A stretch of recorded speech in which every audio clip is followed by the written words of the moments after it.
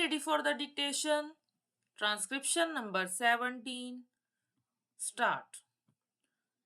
Mr. Vice Chairman, I rise to associate myself fully with the resolution and the concern which has been expressed from all the various sections of the House regarding the urgent necessity of developing rural industries.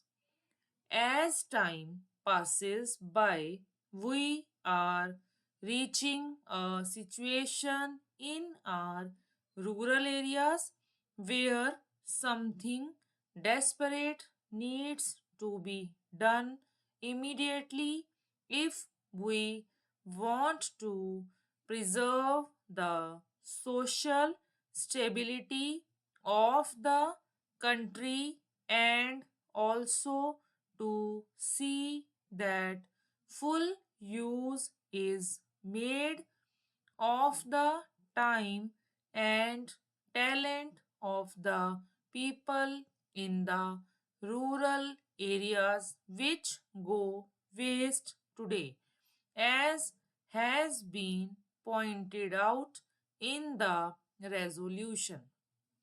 Sir, the Planning Commission and the Government of India have applied their minds to the various isolated aspects of rural industries, and some valuable reports have been published and some important recommendations have been made in these reports which need consideration. But unfortunately, there is no high level decision regarding the various issues which face the country as far as the problem of rural industrialization is concerned. We are not quite clear as to what, first of all, rural industries mean and what rural industrialization implies.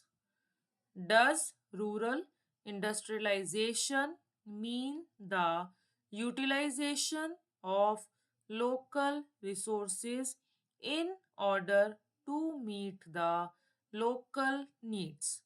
Or does rural industrialization imply the creating of surplus in the rural areas which could be exchanged with the surplus in other centers of the country and thereby create a richer life for the rural areas? Various opinions have been expressed with regard to this problem, but there is no authoritative determination of the policy regarding the meaning of rural industrialization. It has been suggested that if such import of capital and skill from urban centers were to mean merely the multiplication of industrial centers in the rural areas, such an industrialization of the rural areas would nullify the advantages that are likely to accrue as a result of the rural industrialization. The time has come when some decision has to be taken as to what we really mean by this rural industrialization. There is also difference of opinion regarding the authority that should undertake the responsibility for this rural industrialization. From the literature that has been published in this connection, it is quite obvious that two distinct and powerful schools have developed regarding this issue. On the one hand, there are people who believe that the task of rural industrialization should be entrusted to the village panchayats, since they represent the village people and they have the resources and the powers to raise the necessary resources from the rural areas. The panchayats, it is felt, are the competent authorities to deal with the problem of rural industrialization. Equally strongly, it has been argued by others that cooperatives are the right answer to the question as to which should be the authority that should deal with rural industrialization.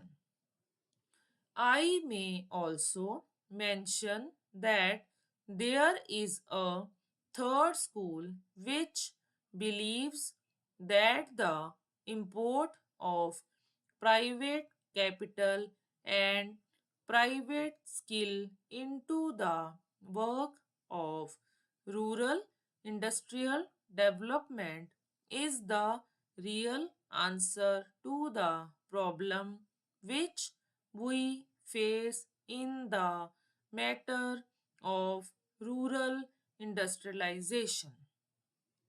Here again, some authoritative determination of the policy has become necessary because, in the absence of such a policy, ADHOC decisions are taken which sometimes cancel each other, and therefore the rapid progress which we hope and wish for in rural industrialization becomes impossible.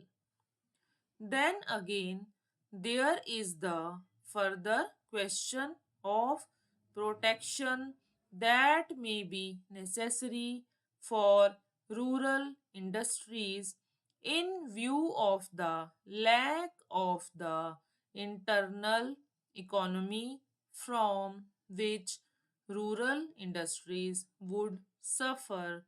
Whatever may be the answer to the first two questions, Professor Malkani has already referred to this question and various suggestions have been put forward. But all these suggestions require some detailed consideration as there are a large number of difficulties in implementing any one of these suggestions. Demarcation of markets and the imposition of taxes in order to see that goods from the urban centers do not reach the rural centers in unfairly competitive conditions are some of the suggestions that have been made. One great advantage of a vast country is the large number of markets that are available for the goods that are produced in the country. However, if these markets are artificially restricted and goods are not allowed to move